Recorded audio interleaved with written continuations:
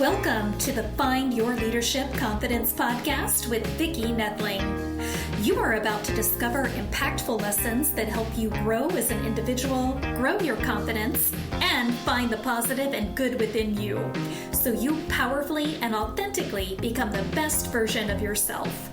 Be sure you visit our website at www.findyourleadershipconfidence.com. While you're there, subscribe to us via your favorite network. Now tune in, get ready, and enjoy the journey of emerging as a leader of exception in the 21st century.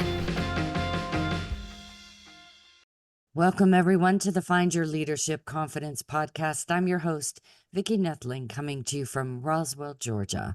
The goal of this podcast is to bring topics and guests that will empower you to become that confident leader and take your business and your life to the next level. Today, I am very excited to have with me Dr. Pamela Ellis, and let me tell you about Dr. Ellis.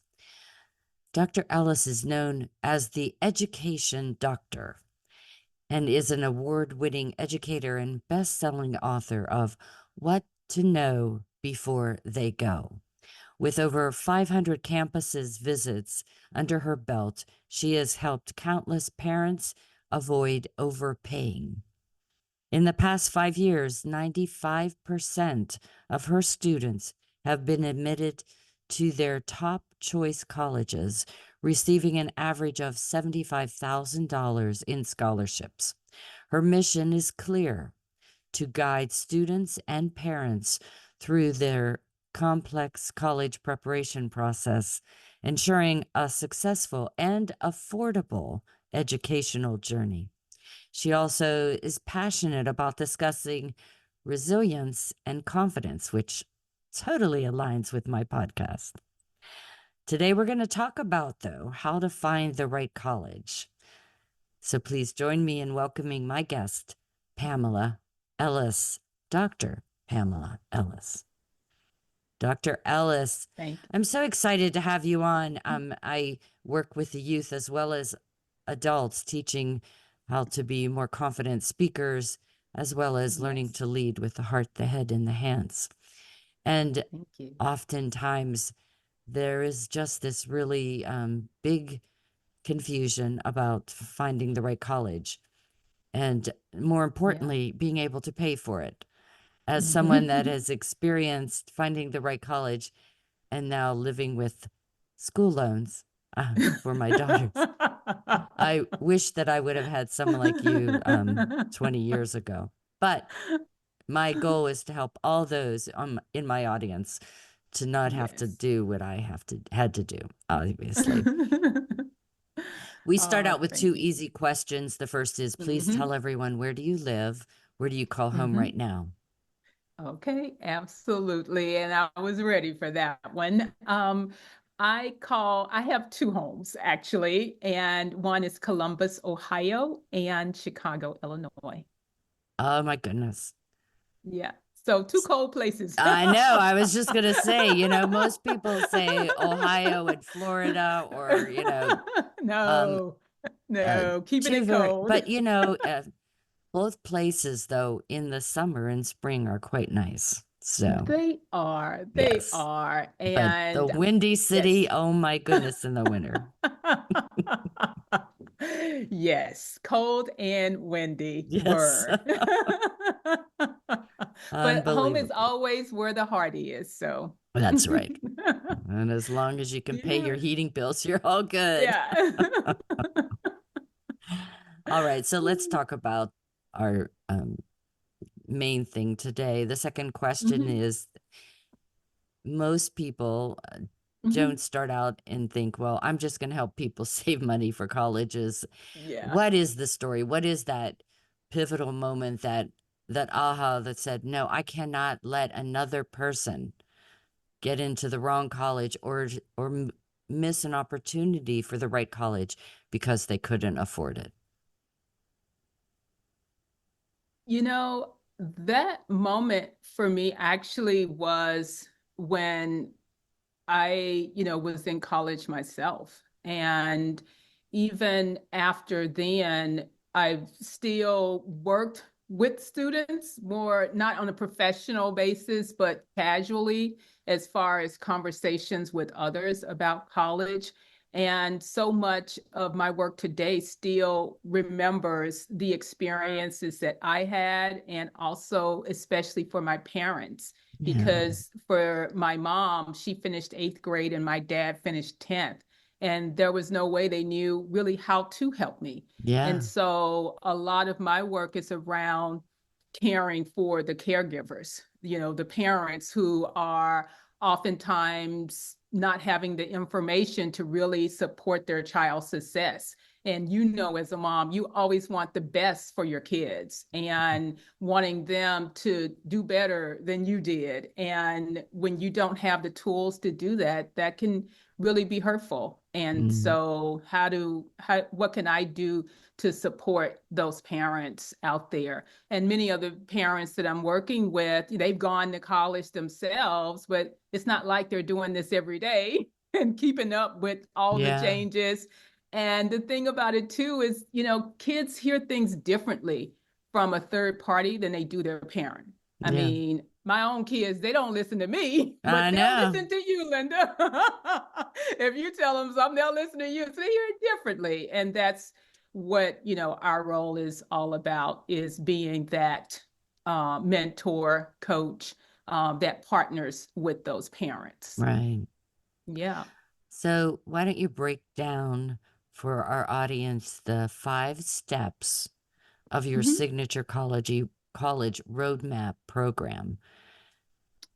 Yeah, I sure will. But I've been talking a lot, Linda. Before I go any further, one of the things I want to say to your audience is just how lucky they are to have you as their hosts. I mean, I've listened to your shows and you just give so much, and really grateful for your show and what you do and the variety of guests that you have and how they all contribute something.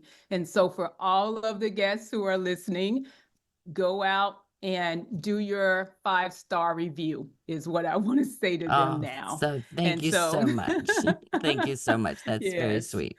yes. So it's our fit factors is what I'll talk about, and it's keenly related to finding the right college. Yeah. And the fit factors are academic, social, financial, vocational, and cultural. And so we look at those factors as they relate to the student and then apply them to the colleges. And that's our secret sauce, if you will, for supporting them with finding those colleges where they will both thrive, they have a chance for admissions and scholarships. And so that's what we do in terms of supporting them with that. And I think that's really important because it is an individual experience. And a Yeah. college might not be it may have been great Mm-hmm. for your mom and dad, but maybe, Yeah, we're the kids are different today. Maybe that they isn't the right are. experience. And Yeah, and what is going to bring out the shining star of your child right. to make them Exactly. comfortable in that environment? Yeah, that's so true. And oftentimes we are looking at location, we're looking at other places that other people recommend, what are the brand names, and What's their where we went football to team? school. Yeah, exactly. Some of those things that really don't make a difference in terms of them thriving when they're there, because you want them to do well. You don't want to get Yeah. that phone call of they hate school and want to come back home. Yeah. And so that's, really what it's all about, and making sure that we have a way to talk about it as far as what's a good fit and tailor it to that student. Because I've never had any student that I've worked with all these years that has the exact same list, you know? Yeah. Well, no Yeah. one has the exact same list. Mm-hmm. And so it's really important to make sure that it's about the student and not us, the parent. Yeah. Yeah. Whenever we talk about matching students, I remember my youngest, um, both my kids went to a local school here Uh-huh. for one went for 4 years and one went for 2 years because we worked with the SCAD, Savannah Yeah. College of Art and Design, Uh-huh. when my daughter was a freshman to Yeah. figure out what courses she should take at the Yes. college local that she Uh-huh. wouldn't, and where we have scholarships and things for local residents, that she Uh-huh. would make it more Yeah. affordable and get those core Right. classes out, and then the more expensive classes that she would take at SCAD. Yeah. And it Mm-hmm. was at that local school, they had this fabulous way to match kids up for roommates. And so the freshman Yeah. year, my daughter, she had just a tremendous experience. And then the Uh-huh. second year, her friend said, "Oh, I want to go to that school now." And this Mm. particular situation was one where the mom um, was of Asian descent and didn't really Yeah. want her daughter to go to college. She should just stay and Mm-hmm. help them run the business. Mm. Mm-hmm. So she thought she could convince her mom, and she Yeah. waited up until about 2 weeks before the Mm-hmm. classes were going to start to say she couldn't Yeah. go. Oh. So my daughter then did not go through the normal roommate process because she thought she had a Mm. roommate, Had him. and she Yeah. was just shoved in whatever was left. Ah. And it was not a great experience at all. Really? So, Mm. I don't think people think about that so much so, but it Right. really impacted her health and her attitude and everything. So Really? I would Mm. say it's not just about the academics and the social life. Mm-hmm. It is, if you're going to live on campus, who are you going to be living with, and what kind of Yeah. situation do they have to match you? Right, right. And definitely that's one of those things that come up as students are making their decisions about colleges, because oftentimes we, will see where seniors want to choose their roommate. And I think the matching process that the colleges have, especially in freshman year, is one that's been done over many years, is very trusted, is reliable, and that's the way that makes for a more positive freshman Yeah. experience. Yeah. So And yeah. my older daughter, she Mm-hmm. fortunately, the freshman year was matched. She had one of her friends that was going, Yeah. but the other two people became lifelong friends.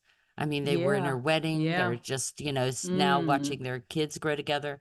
So, yeah, Yeah. as you said, trust the system. Exactly. Trust the system. So, why is it important to identify each student's values and clarify their vision? Because a lot of kids have no idea.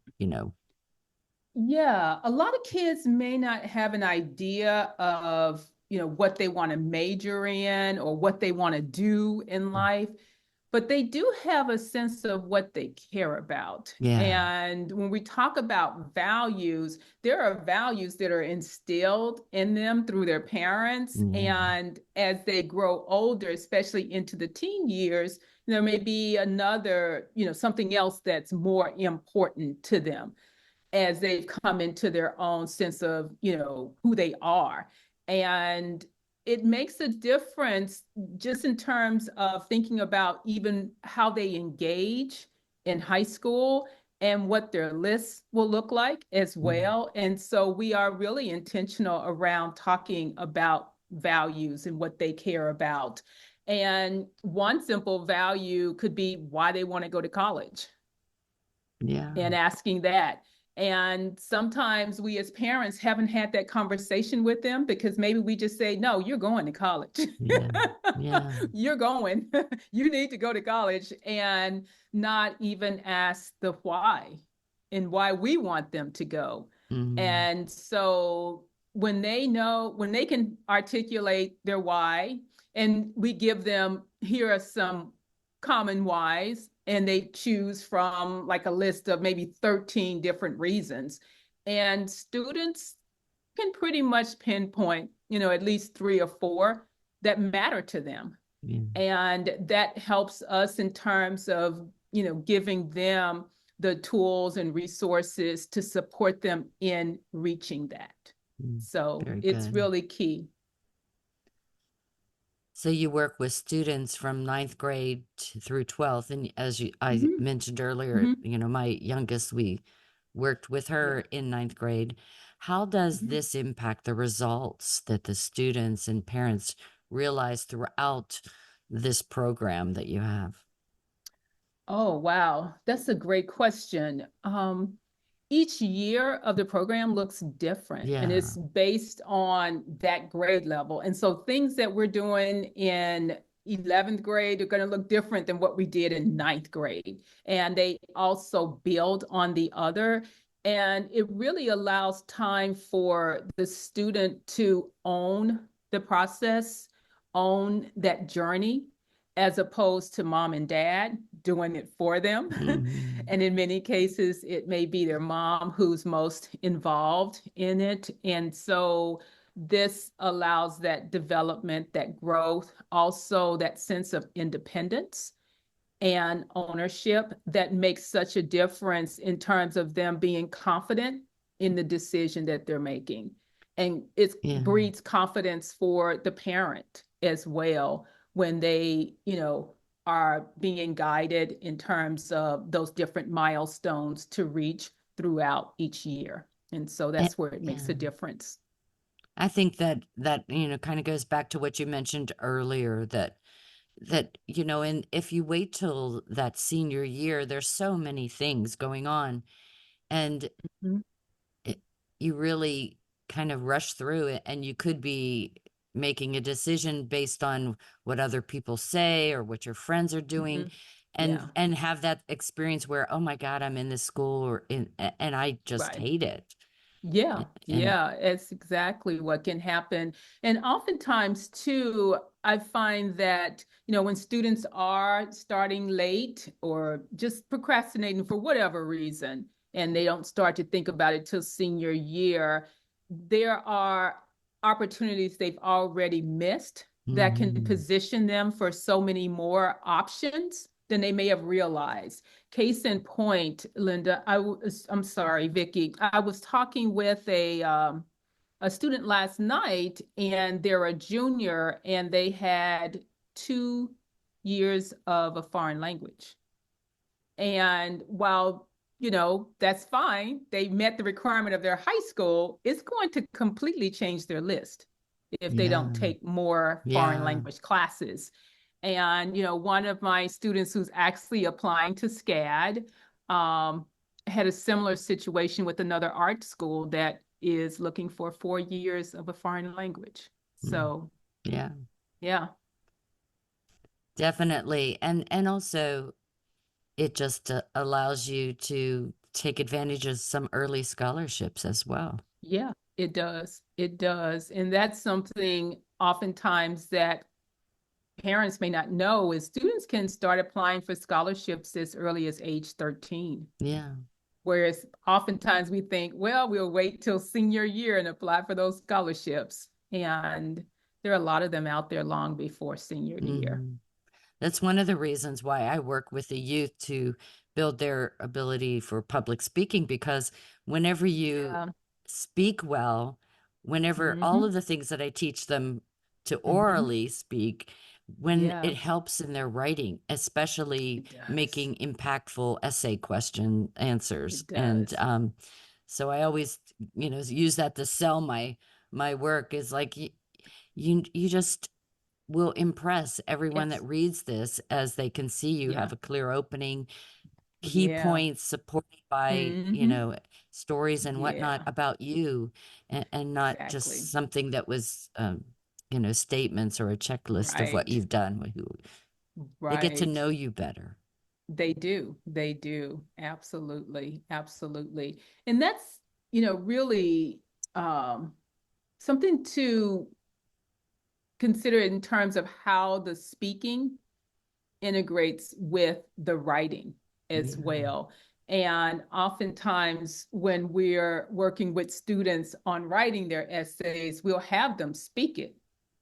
And really, we give them the recording so that they can actually transcribe it, because it's like it can oftentimes be easier to speak it than to start writing it. Yeah. And so we'll prompt them with different questions to say, and then what happened. And they'll say what happened. And it's like, so now you have the recording. There's your essay. Yeah. Yeah. So good. Mm-hmm. Time is flying by, but I'd love for you to just think about what are your 3 top takeaways from today that you want the audience, if they don't remember anything, these 3 things they should remember. Yeah. One thing would be that the college admissions process doesn't have to be as stressful as they may think it is. It can be much more manageable and have a peace of mind as they are navigating it with their teen. The second one would be there's power in letting your teen own the process. And it will support them in developing their confidence. It'll support them in their decision making, their sense of independence. And so being able to let go and let them own the process can strengthen the parent-teen relationship. Awesome. And then the third takeaway would be to get help if needed, and partnering with either the counselor at school, a coach in terms of supporting their teen, because teens will hear things differently from their parent than they will a third party, can be invaluable to, again, strengthen that parent-teen relationship, especially before they go away to college. Yeah, such great advice. All right, out there, if you have said, oh my gosh, how can I talk to Dr. Ellis? I need Dr. Ellis. I'm going to share my slide, as I always do, that has the contact information. If you're just listening, you know you should have taken notes all along. But if you haven't, go grab that paper pencil.